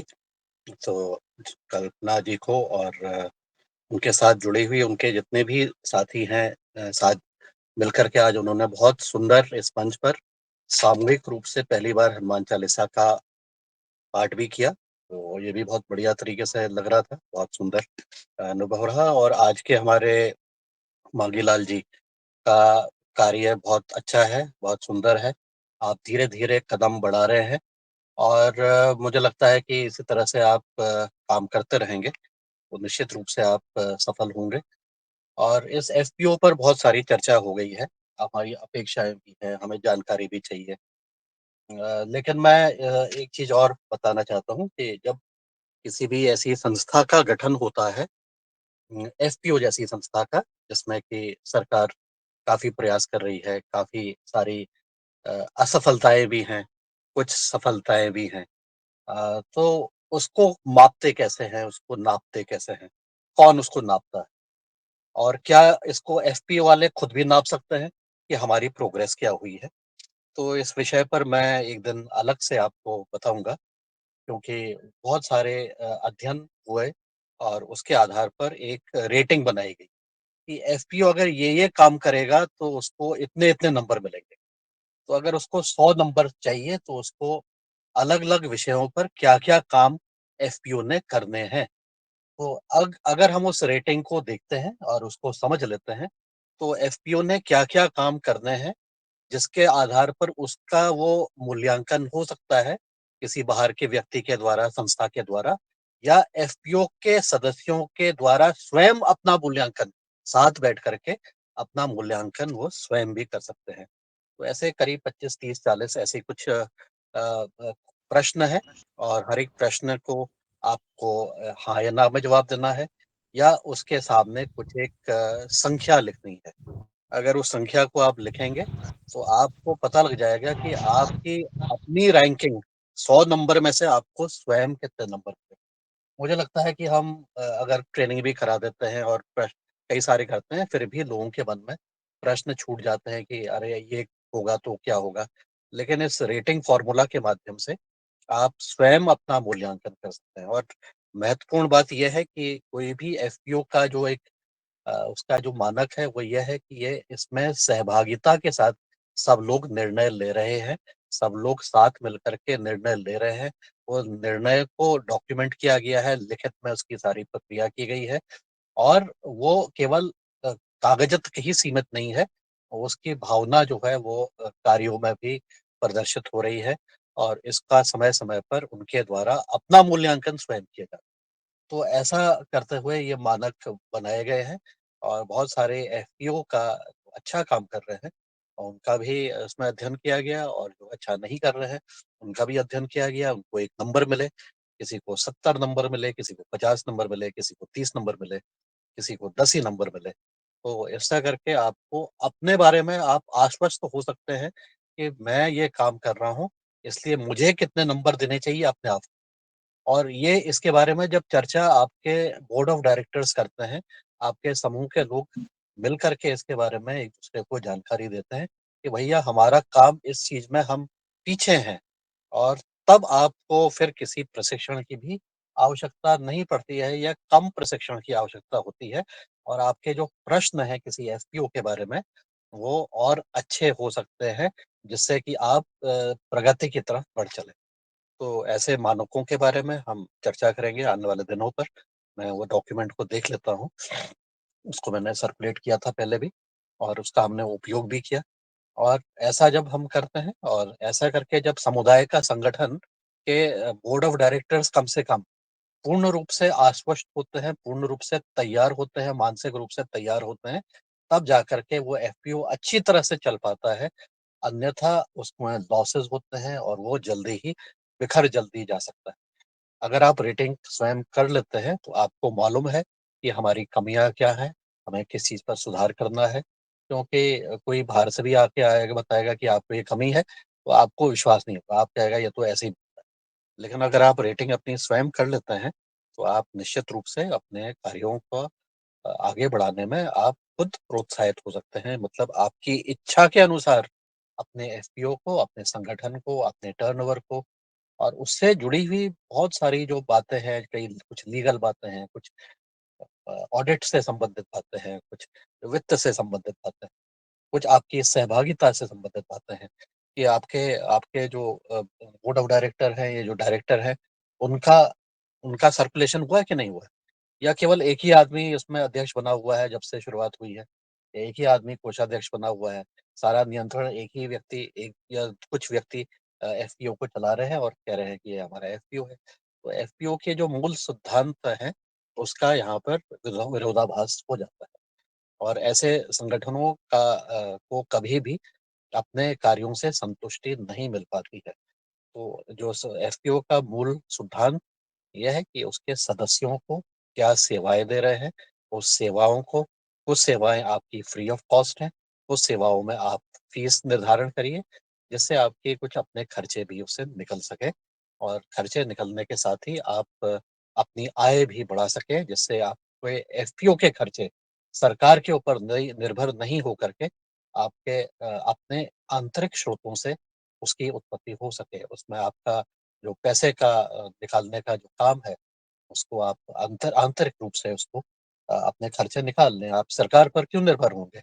आपका टर्नओवर अगर ज़्यादा हो जाता है और कोई सारे एफपीओ है जिनका करोड़ों का टर्नओवर हो गया है, उनकी अपनी ब्रांडिंग हो गई है, उनकी अपनी पैकेजिंग है, उनका डिस्ट्रीब्यूशन सिस्टम है। तो ये सब चीज़ों को जब तक के एफपीओ के जो कर्ता-धर्ता हैं, वो अच्छी तरह से नहीं समझेंगे और अपने उसी दिशा में कार्य नहीं करेंगे कि मैं अपने सदस्यों को क्या सेवाएँ दूँगा और क्या देंगे और उन सेवाओं से हम कैसे अपने एफपीओ के लिए भी कुछ मार्जिन निकाल सकते हैं और इस प्रकार से लाभ पहुँचा सकते हैं। तो ये मैंने मोटी-मोटी चीज़ें आज चर्चा की हैं। आज के जो एफपीओ के वो है मुझे आज बाद में ध्यान आया कि भांगेलाल जी का जो एफपीओ है, वो पतंजलि फूड के माध्यम से बना हुआ है। नहीं तो हम उनके जो अधिकारी हैं, उनको भी हम आमंत्रित करते। पीयूष जी भी आए थे वहाँ पर, पीयूष जी और उनकी टीम आए थे, उनको भी और बाकी और भी जो अधिकारी हैं, उनको भी आज हम करते तो एक बहुत सुंदर चर्चा, परिचर्चा हमारी आज संपन्न भी हो जाती। लेकिन कोई बात नहीं, आने वाले समय पर जब भी ऐसी कोई चर्चा होगी, तो हम निश्चित रूप से और भी ऐसे साथियों को बुलाएँगे जो एफपीओ के गठन करने पर और उनको संचालन करने पर, उनको ट्रेनिंग देने पर, उनके हाथ को उनको आगे बढ़ाने ले जाने के लिए जो भी संस्थाएँ काम कर रही हैं, उनको बुलाने का प्रयास करेंगे और जो अच्छे उत्कृष्ट एफपीओ हैं, के अनुभव को भी सुनने का प्रयास करेंगे। आपकी नज़र में भी कोई अगर एफपीओ ऐसा अच्छा काम कर रहा है, आत्मनिर्भरता की तरफ बढ़ चुका है, बढ़ रहा है, तो ऐसे लोगों को भी हम चिन्हित करके बुलाया जा सकता है और उनकी बातें समझी जा सकती हैं कि उनको अपने कार्य करने पर कैसी समस्या आई है, क्या-क्या उन्होंने समाधान निकाले और ये समाधान निकालने पर उन्होंने किन-किन की मदद ली। सरकार की मदद ली, किसी संस्था की मदद ली या खुद ही उन्होंने साथ बैठ कर के अपने समस्याओं का समाधान स्वयं कर दिया। तो ऐसी बहुत सारी संस्थाएँ हैं जो कि अलग-अलग तरीके से उसमें काम भी कर रही हैं, प्रशिक्षण भी देते हैं। कई सारे प्राइवेट एजेंसी भी हैं जो इस चीज़ पर प्रशिक्षण दे रही हैं ये संस्थाएँ और हमारे योगाहार कार्यक्रम में तो हमने एक सत्र ही एफपीओ के ऊपर अलग से रखा हुआ था, जिसमें फाइनेंस मैनेजमेंट और उसके जो लीगल संबंधी जो हमारे एक चार्टर्ड अकाउंटेंट है जो आए थे झांसी से, उन्होंने अपना पूरा विस्तार पूर्वक अपने कार्यों के बारे में और गतिविधियों के बारे में बताया, क्या-क्या चीज़ें करनी है, क्या-क्या चीज़ें नहीं करनी। तो जिन्होंने भी उसको सुना है, उसको मुझे आशा है कि उसको अनुसरण करेंगे क्योंकि आपके जो लीगल फाइनेंशियल मुद्दे हैं, बहुत महत्वपूर्ण हैं क्योंकि सरकार उसको कंप्लायंस को देखती है कि आपने क्या-क्या चीज़ें सही तरह से की हैं, क्या-क्या चीज़ें में आप नहीं कर पाए हैं। वो हर एक चीज़ की एक चेकलिस्ट बनी है कि आपको किस-किस समय पर क्या-क्या गतिविधि करनी है, सालाना आपको क्या करना है, महीने में आपको क्या रिटर्न फाइल करने हैं, 6 महीने में आपको अंतराल में आपको क्या काम करना है। और इसीलिए जो कर्मचारी रखे गए हैं, वो इसीलिए है कि आरंभिक रूप में एफपीओ के सदस्यों को इन सब चीज़ों की भी जानकारी इस माध्यम से हो जाए और धीरे-धीरे वो अपने पैरों पर खुद खड़े हो सकें उद्यमिता के माध्यम से। अगर वो उद्यमिता के मार्ग में चलेंगे तो निश्चित रूप से वो अपने पैरों पर जल्दी खड़े होंगे और जहाँ तक के मार्केटिंग की बात है और अपनी उसकी बेचने की बात है, बहुत लंबे-चौड़े मार्केट नहीं ढूँढने हैं। अपने आस-पास के मार्केट को ही अगर हम पकड़ते हैं और बहुत सारे उदाहरण हैं, अपने आस-पास के मार्केट को ही उन्होंने पकड़ा, उसी को उन्होंने वहाँ पर जाके अपना हस्तक्षेप किया, लोगों को समझाया, लोगों से बातचीत की, तो उनका काम उनको अपना फाउंडेशन स्ट्रॉन्ग हो गया। उनकी जब फाउंडेशन स्ट्रॉन्ग हो गई और एक मिनिमम उनकी एक टर्नओवर आने लग गया और उसका प्रॉफिट आने लग गया है, तब फिर आप बाकी की मार्केट को आप देखिए और किसी संस्था की मार्केट को आप देखिए। लेकिन पहले ही अगर आप मजबूत नहीं हैं और अपेक्षा ये करें कि दूसरा आकर के आपको मजबूती प्रदान करेगा, कई बार ऐसी स्थितियों में आपके एफपीओ का, आपके संगठन का शोषण होने की संभावनाएँ बढ़ जाती हैं। तो एफपीओ के सदस्यों को अपनी इस तरफ की जितनी भी चिंताएँ हैं, उस पर चर्चा करने की आवश्यकता है, उसको हल निकालने की आवश्यकता है और सामूहिक रूप से समय-समय पर उसको मिलते हुए जितने भी आपके चर्चाएँ होती हैं, उसमें सब मुद्दों का एक-एक करके अपना समाधान ढूँढने की आवश्यकता है। क्योंकि ये समाधान बाहर से आके कोई व्यक्ति बता तो देता है, लेकिन समस्या की एक स्थानीय परिप्रेक्ष्य होता है, जिसको कि स्थानीय लोग ही समझ पाते हैं। तो इस स्थिति को समझते हुए अगर आपको सशक्त होना है, तो आपके सदस्यों को थोड़ी-सी मेहनत तो करनी पड़ेगी और अपनी शुरुआत छोटे-छोटे कदमों से करनी। जब आप इस स्थिति पर पहुँचेंगे, तब जाकर के आप एक अच्छी स्थिति पर पहुँच पाएँगे और केवल एफपीओ का काम अगर आप सोचें कि केवल उद्यमिता ही करना है, तो ये भी एक बहुत बड़ी गलती है। मुझे लगता है और हमने इसको देखा भी है कई जगह पर, कि जो एफपीओ अच्छा काम करते हैं और जब वो चिंतन करना शुरू करते हैं, तो वो अपने व्यावसायिक गतिविधियों के अलावा भी उस समाज में रहने वाले जो व्यक्ति हैं, जो उनके सदस्य हैं, उनकी समस्याओं के प्रति भी उनका ध्यान आकृष्ट होता है। उसके बारे में भी वो चिंतन करते हैं और उनकी उस समस्याओं का भी समाधान का प्रयास करते हैं। हमारे इस योगाहार कार्यक्रम को ही आप देखिए, हमने शुरुआत योग से की, उसके बाद हम आहार पर गए। आहार के साथ-साथ हमने कई सारे ऐसे विषयों पर चिंतन करना शुरू किया और उसमें से जब हमने चिंतन शुरू किया तो हम आध्यात्म की तरफ भी बढ़ गए, हम संगीत की तरफ भी बढ़ गए, हम भगवान की तरफ भी बढ़ गए, हम अपनी संस्कृति की तरफ भी बढ़ गए। तो हमने कहीं न कहीं अपने जो सदस्य हैं, जो इसके साथ जुड़े हुए हैं, उनके मन को कहीं न कहीं एक शांति प्रदान की है और एक शायद एक दिशा देने का प्रयास सबके सामूहिक प्रयासों से हो पाया है। ये किसी एक व्यक्ति ने तो किया नहीं, किसी 1-2 व्यक्ति के तो प्रभाव यही नहीं रहा कि उसी की वजह से ही हुआ है। वो सब लोगों ने जब अपने विचार दिए और उसको लेकर के आगे बढ़े, सबने जब एक-दूसरे की बात सुनी और सकारात्मक माहौल में जब हमने काम करना शुरू किया, बिना एक-दूसरे के ऊपर आक्षेप लगाए हुए, हमने देखा कि हमारी प्रगति बहुत आगे बढ़ गई है। हमारे योगाहार के बारे में कई सारे लोग अब जानने लग गए हैं। स्वामी जी और आचार्य जी भी इसके बारे में अपने स्तर से खुद बातचीत करने लगे हैं। हमने उनके कोई कन्विंसिंग थोड़ी की कि ये योगाहार में हम बहुत अच्छा काम कर रहे हैं। हमने कभी कहा ही नहीं, मैंने भी जब मौका मिला, हमने कहा ही नहीं, हमने कहा हम एक विचार-विमर्श करते हैं, अपने समस्याओं को, बातों को सुनते हैं, एक-दूसरे को सम्मान करते हैं और इस तरह से आगे बढ़ने का प्रयास करते हैं। मुझे लगता है कि उनको लगा कि ये इस बात पर थोड़ा-सा दम है। यही प्रक्रिया अगर हम एफपीओ में भी अगर हम चालू करें, जो योगाहार के हमारे अनुभव हैं और हमारी जो अभी तक के कहानी रही है, उसको देखते हुए हम अपने एफपीओ को भी आगे बढ़ाने का प्रयास करते हैं। तो निश्चित रूप से हमें एक आगे और बढ़ने का, एक कदम आगे बढ़ने का एक अवसर प्रदान होता है।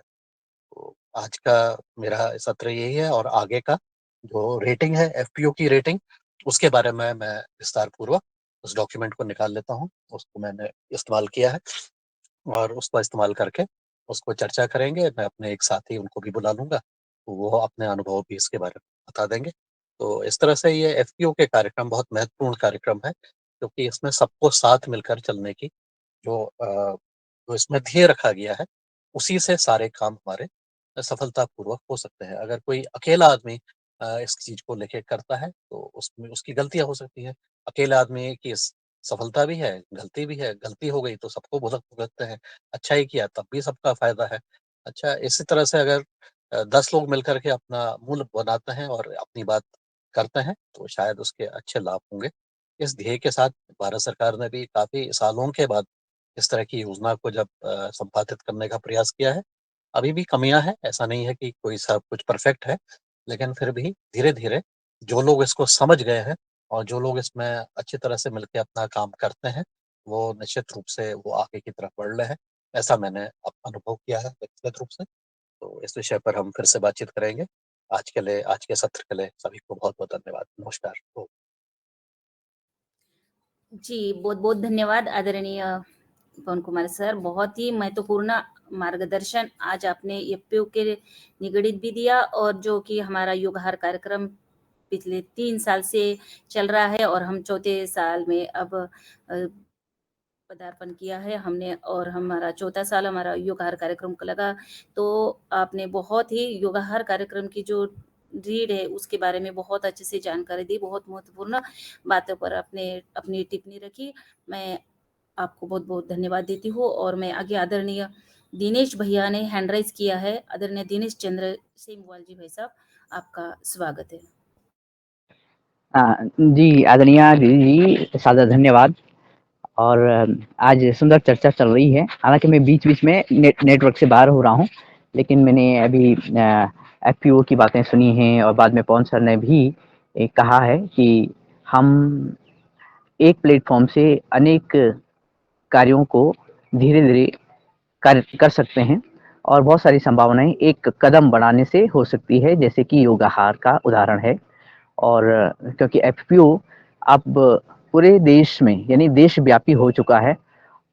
हाँ, इसकी सफलताएँ कितनी सुनिश्चित अभी हो रही हैं, इस पे चर्चा करना भी ज़रूरी है और आदरणीय सर ने जैसे कहा है कि इस पर कुछ चर्चा आने वाले समय में होगी और रखेंगे और वो जो लोग पहले से ही एफपीओ के लिए समाधान का कार्य कर रहे हैं, जैसे हमने हरिद्वार में हमने वार्तालाप सुनी, तो एक बड़ा समाधान हमें ये लगा कि हमारे पास ऐसे लोग हैं, जो कि हमारी समस्याओं का समाधान, खासकर एफपीओ से संबंधित कार्यों की समस्याओं का समाधान कर सकते हैं। तो ये तो हमारे लिए बड़ा अवसर है और इसमें सफलता अ, 50% सफलता हम अर्जित कर लेते हैं, जब इस तरह के साथी हमें इस यात्रा में मिल जाते हैं, विकास की यात्रा में। हालाँकि 2-3 दिन पहले हम गाँव की बात कर रहे थे और मेरा मन ये हो रहा था कि मैं भी अपने गाँव की तरफ जाऊँ। कोई 3 महीने बाद मैं फिर से गाँव की तरफ लौटा हूँ। तो अभी मैं तो केवल आप सभी सदस्यों को नमन करते हुए अपने गाँव से थोड़ा पास के गाँव जो ऊखी मठ है, ऊखी मठ के दर्शन कराता हूँ, जहाँ पर भगवान केदारनाथ 6 महीने सर्दियों को बिताते हैं और जहाँ पर मदमेश्वर भी 6 महीने रहते हैं और जहाँ पे उषा अनिरुद्ध का विवाह संपन्न हुआ। उषा के नाम से यहाँ पे ऊखी मठ पड़ा। तो मैं कोशिश करता हूँ कि यहाँ पे एक चित्र दिखे। ये ऊखी मठ का जो मुख्य ऊखा मठ है, ये मठ का एक चित्र आपके सामने ये वीडियो दिख रहा होगा, ये चित्र दिख रहा होगा। और यहीं पे भगवान केदारनाथ सर्दियों के समय रहते हैं, जब केदारनाथ में घनघोर बर्फ पड़ी रहती है। अभी केदारनाथ के पट खुल गए हैं 10 मई से और यात्रा रूट उस पार मंदिर के उस पार देखें तो कुछ छोटे-छोटे सफ़ेद-सफ़ेद, क्योंकि कैमरे की क्षमता कम है, तो कुछ रास्ते, कुछ मकान दिखाई दे रहे होंगे। तो ये केदारनाथ का रूट है और केदारनाथ के रूट पे इस समय बहुत गाड़ियाँ सुबह से ही लगी हुई हैं। यहाँ तक कि मुझे अपने घर पहुँचने के लिए मैंने एक गाड़ी वाले से कहा, तो उन्होंने कहा कि हमको रात में ही चलना पड़ेगा, नहीं तो दिन में बहुत जाम लग रहा है। तो हम परसों रात को साढ़े 12 बजे बैठे और सुबह पहुँच गए टाइम पे, बिना जाम के पहुँच गए। तो गाँवों की बातें ये हैं कि गाँव में धीरे-धीरे कुछ गाँवों में पॉपुलेशन भी बढ़ रही है। हाँ, उत्तराखंड के गाँवों में कृषि क्षेत्र घट रहा है। अभी जब ये मंदिर में दिखा रहा हूँ तो यहाँ पे अभी कुछ बहनें हल लगा रही थी। उत्तराखंड में हल लगाने का रिवाज बहुत कम है महिलाओं के द्वारा, लेकिन अब सभी जो पुरुष हैं, जो घर के पुरुष हैं, वो अपने-अपने कार्य में चले गए हैं, तो तब महिलाओं ने मोर्चा सँभाला हुआ है। अभी शायद वो आगे बढ़ चुके हैं, दिखाई नहीं देंगे, लेकिन ये मुझे एक रुचि का विषय लगा कि अगर घर में मर्द नहीं हैं, वो हल नहीं लगा रहे हैं, तो बहनों ने बैलों की जोड़ी पकड़ी और उन्होंने हल लगाया। इस मंदिर प्रांगण के ठीक पीछे ही देखने को मुझे मिला। तो कुल मिलाकर हम गाँव की बातें कर रहे हैं, योगहार के माध्यम से एफपीओ की बातें कर रहे हैं और जो विविधता, विकास की विविधता को लेकर के हम आगे बढ़ रहे हैं, जिसका स्वरूप हमने समृद्ध ग्राम हरिद्वार में भी देखने को 1 हफ्ते पहले देखा है, देखने को मिला है। और एक कदम बढ़ कर के अनेक तरह के सफलता के कदम हम रख सकते हैं, जैसे आदरणीय पवन सर ने कहा, जैसे आदरणीय सदस्यों ने कहा है, और इस क्रम में हम धीरे-धीरे आगे बढ़े। ऐसी शुभकामनाओं के साथ मैं पुनः आपको प्रणाम करता हूँ। धन्यवाद। जी, बहुत सुंदर आदरणीय दिनेश भैया। और ये हमारा योगाहार कार्यक्रम है कि देखिए हम योगाहार कार्यक्रम में योग करते हैं, योग के साथ हम आहार पर, जैविक खेती पर चर्चा करते हैं और भी हमारे सदन में हम अन्य विषयों पर चर्चा करते हैं। एक दूसरे के सुख दुख में अपने भागीदारी निभाते हैं। और जैसे कि आज हमें दिनेश भैया ने वहाँ से बद्रीनाथ है, केदारनाथ है, उत्तराखंड की देवभूमि का हमें पूरा लाइव दर्शन दिया। ऐसे ही योगाहार कार्यक्रम है। योगाहार कार्यक्रम की बहुत बड़ी महिमा है। ऐसे ही योगाहार कार्यक्रम से हम सभी लाभ लेते रहे। और मैं आगे आदरणीय शरद भैया जी से मैं निवेदन करती हूँ, आप आए और आपका हैंड राइज है जी, स्वागत है। सदन को कोटि कोटि प्रणाम। आज की योगशाला बहुत अच्छी रही और आज जो एफपीओ पे चर्चा चल रही है वो बहुत महत्वपूर्ण और बहुत अच्छी है। जो पवन सर ने जो बातें बताई हैं कि जो अध्यक्ष सचिव एक ही रहता है, वो बहुत महत्वपूर्ण है, क्योंकि अभी तक जितने भी एफपीओ देखे गए हैं उसमें सिर्फ अध्यक्ष ही बात करता है और 20 साल से वो ही अध्यक्ष रहता है और उसका ही परिवार अध्यक्ष रहता है। लेकिन एफपीओ जो भारत सरकार का है उसमें ये पॉलिसी नहीं है। उसमें ये है कि समान तौर पर जो अध्यक्ष है वो 3 साल रहे या 5 साल रहे, उसके बाद दूसरा अध्यक्ष आवे। लेकिन ऐसा नहीं है, जो एफपीओ बनाता है वही सदस्यों के पैसे डाल देता है और वही मुखिया बनना चाहता है, तो वहां जाके ये एफपीओ फेल हो जाते हैं और एफपीओ आगे नहीं बढ़ पाते हैं। तो एफपीओ समान रूप से भारत सरकार जो चाहती है कि सभी जितने भी सदस्य हैं वो अपने आप में अध्यक्ष की क्वालिटी के हो में और बहुत अच्छे मेंबर हो, कि जिससे भी हमेशा अध्यक्ष, सचिव, संचालन मंडल उसका बदलते रहे, तो वो बहुत सक्सेस चलेगा। ऐसा मुझे आज सीखने को मिला, तो इसलिए मैं बहुत धन्यवाद करना चाहता हूँ कि आज नई जानकारी सीखने को मिली। जी ओम, प्रणाम। जी, जी, धन्यवाद आदरणीय शरद भैया, बहुत सुंदर। और मैं आगे आदरणीय रमेश चंद्र भैया से निवेदन करती हूँ, आपका स्वागत है। जी ओम, सदन को नमन। आज की कक्षा बहुत अच्छी रही। और जो अभी जो चर्चा हुई है एफपीओ पर, हमने चर्चा सुनी, चर्चा प्रारंभ हुई। इसमें जो अभी शरद भैया ने बात कही वो ही सही है कि जो उसकी जो मूल अवधारणा है, मूल अवधारणा पर लोग काम नहीं करते। लोग अपने स्वार्थ के लिए काम करते हैं और एक तानाशाही जैसी स्थिति में ये चीज़ें नहीं चलती। चाहे वो एफपीओ हो, चाहे स्व सहायता समूह हो, चाहे कुछ भी हो, इस तरह की चीज़ें होती है जिसके कारण और लोग जो है अपने फायदे के लिए बहुत सारी चीज़ें निकाल लेते हैं उसमें से, कि जैसे वकील लोग जो है कानून बनता अच्छे के लिए, पर उसमें से भी रास्ता निकाल लेते हैं।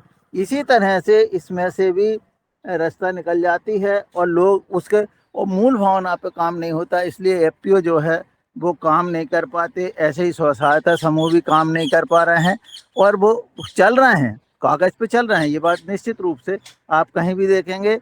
कोई हमने तो ये देखा कि कोई चीज़ आई तो भी एक जगह बैठ के सारी चीज़ बन गई। भाई कसरा लिख लिया, भाई सब कुछ हो गया, लोगों को पता ही नहीं है कि भाई हमारे साथ क्या हो रहा। ये स्थिति से बचने के लिए जब तक लोगों में हम जो बना रहे हैं वो जागृत करें पहले, निश्चित रूप से फायदा होगा, ज़्यादा फायदा होगा, परंतु और लोगों को भी साथ लेके करेंगे तब। वरना हम कोई भी व्यक्ति ये चाहे कि हम 2-4 लोग मिलकर के इसको आगे बढ़ा लें, ये संभव नहीं है। थोड़ा बहुत ज़रूर वो अपना कर पाएंगे, पर बहुत ज़्यादा आगे नहीं बढ़ पाएंगे, ऐसा मैं महसूस करता हूँ। जी हो।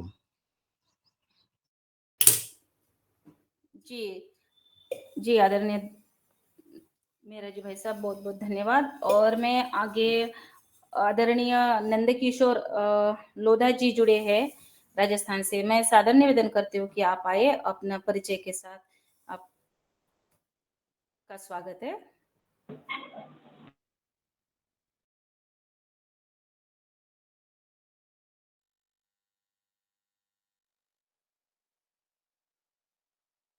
जी नंदकिशोर भैया जी, आपका स्वागत है। आप अपनी बात कुछ रखना चाहते हैं?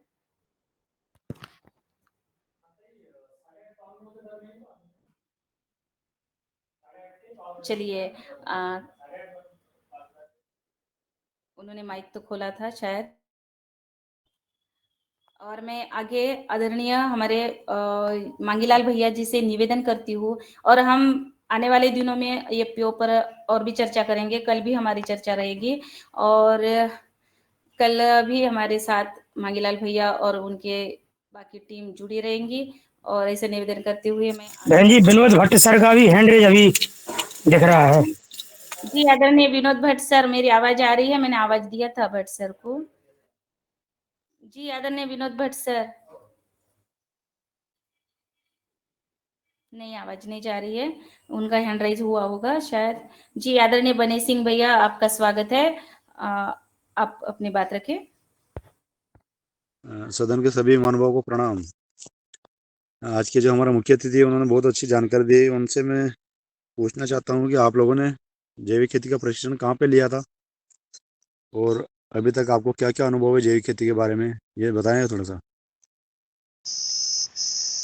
जैविक खेती का प्रशिक्षण हमने सबसे पहले कृषि विज्ञान केंद्र में लिया था, झालावाड़ डिस्ट्रिक्ट में। उसके बाद हमारे यहाँ एपीओ में हमने किसानों को भी जैविक खेती का प्रशिक्षण दिया। वहाँ पे जो ट्रेनर आए थे उनसे हमने भी सीखा। उसके बाद अभी मैसेज आया हमें कि अभी झांसी भी ले जाया जाएगा एपीओ से हमें।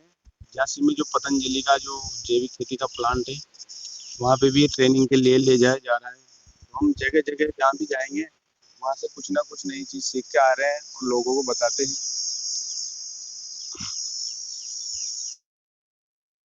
अभी तक जो आप लोग जैसे प्रशिक्षण लिया आप लोगों ने, तो आपको क्या अनुभव लगा? जैसे बिना अपनी फसल पे बिना स्प्रे किए आप किसी प्रकार की फसल ले सकते हैं, या उत्पादन जो लोग बात करते हैं कि जैविक खेती से उत्पादन गिरता है, तो क्या ऐसा आपके दिमाग में है संभव कि जैविक खेती से उत्पादन गिरता है, या रासायनिक से ज्यादा हाँ उत्पादन होता है या इसमें जैविक से ज्यादा उत्पादन होता है? जी जी वो कुछ गिरता है, पर वो किसान के ऊपर डिपेंड करता है कि वो समय पे उसकी केयर कर रहा है या नहीं। क्योंकि अपन एकदम जैविक करेंगे तो उसका थोड़ा, जैसे 2 दिन में 5-7 दिन के अंतराल में स्प्रे करे, तो थोड़ा उसको घटा के 4 दिन में करो, क्योंकि उसको केमिकल से एकदम जैविक पे ला रहे हैं तो थोड़ी समस्या तो आएगी ना।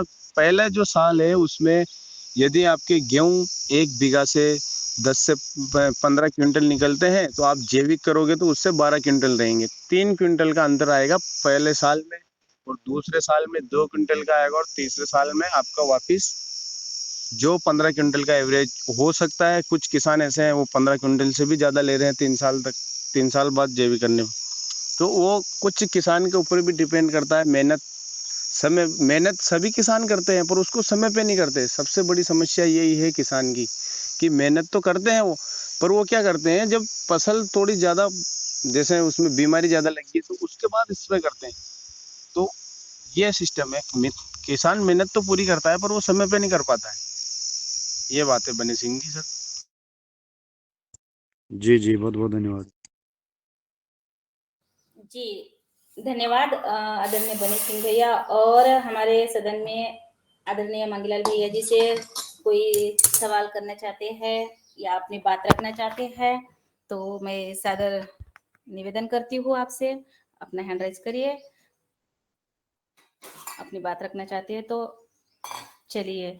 अब मैं आदरणीय मांगीलाल भैया बहुत सुंदर भजन भी गाते हैं, और ये भजन जो है हमने उनका हरिद्वार में सुना था, तो मैं उनसे सादर निवेदन करती हूँ कि एक भजन राम जी का आप प्रस्तुत करें। जी धन्यवाद। सियावर रामचंद्र की जय, पवन सुत हनुमान की जय। मैं एक छोटा सा भजन सुनाने जा रहा हूँ, उसमें अगर कोई त्रुटि हो तो मुझे बताना।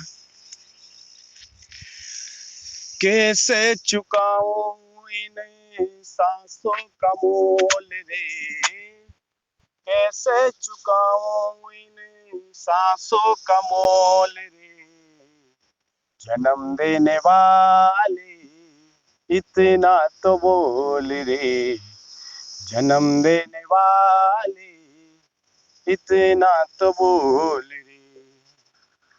ओ कैसे चुकाऊं इन सांसों का मोल रे, कैसे चुकाऊं इन सांसों का मोल रे, जन्म देने वाले इतना तो बोल रे।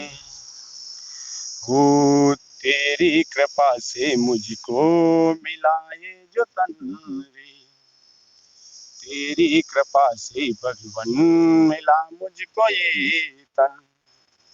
हो जिसमें बसाऊं तुझे दिया है ओ मन, तेरी कृपा से भगवन मिला मुझको ये तन, जिसमें बसाऊं तुझे दिया है वो मन।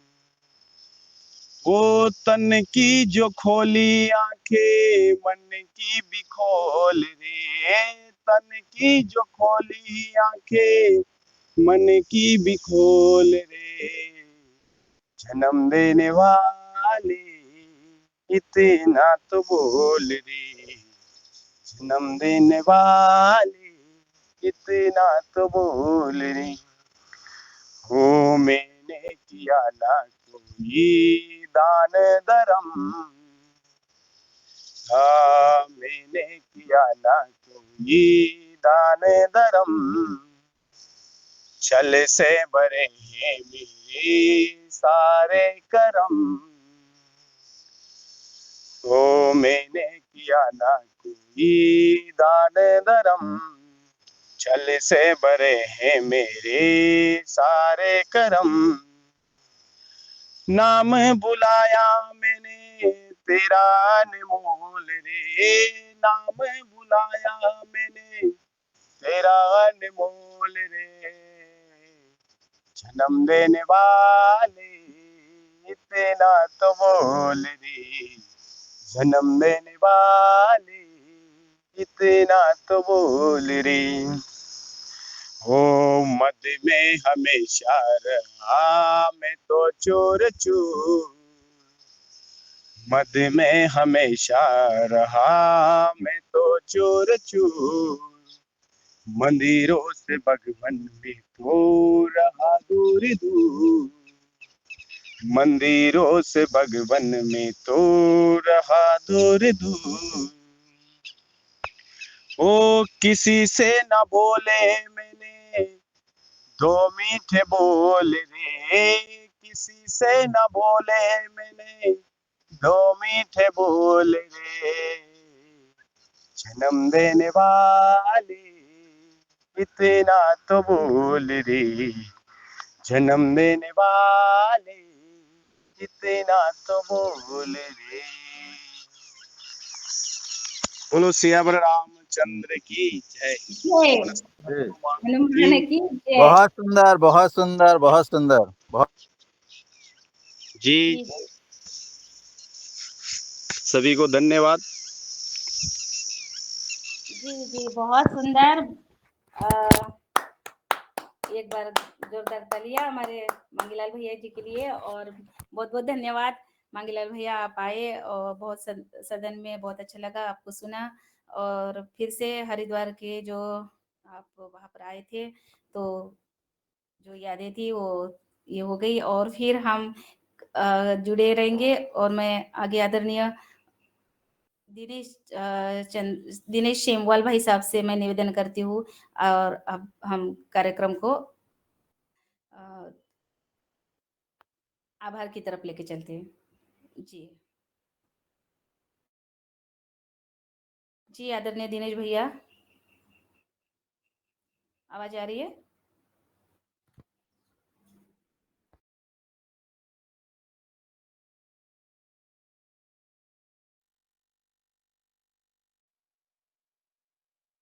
जी दिनेश भैया तक मेरी आवाज नहीं जा रही है। और आगे मैं आदरणीय रमेश चंद्र मेहरा जी भाई साहब से निवेदन करती हूँ कि आप आए और आपका योगहार कार्यक्रम का आभार करने का कष्ट करें। जी जी आज की हमारी योग कक्षा बहुत बढ़िया रही, और योग कक्षा में जो हमारे मुख्य अतिथि महोदय आए उन्होंने भी हमें बहुत अच्छी जानकारी दी, और चर्चा भी बहुत अच्छी रही है। निश्चित रूप से हमें जो है अपने एपीओ के संबंध में या स्व सहायता समूह के संबंध में या इस तरह के सामाजिक काम करने के संबंध में जो आदरणीय पवन सर ने जो हमें बताया वो भी बहुत अच्छा जानकारी हुई है। तो आज के योगाहार में उपस्थित आदरणीय पवन सर जी, आदरणीय रंजना जी, अस्तिमा तिवारी जी, भूपेंद्र आर्य जी, आदरणीय सीएम राय जी, डॉक्टर रोशनलाल राउत जी, गणपत गजानन बाजड़ जी, गणेश बहेले जी, कल्पना कोटले जी, कविता रानी जी, किशोर कुमार जी, कुसुम भरद्वाज जी, मांगीलाल लोधा जी, हमारे मुख्य अतिथि महोदय मिथिलेश सिंह जी, नंदकिशोर लोधा जी, पतंजलि फार्मर से आदरणीय मुन्नीलाल जी, पीएसपी पूरी की पूरी टीम, प्रदीप राज वर्मा जी,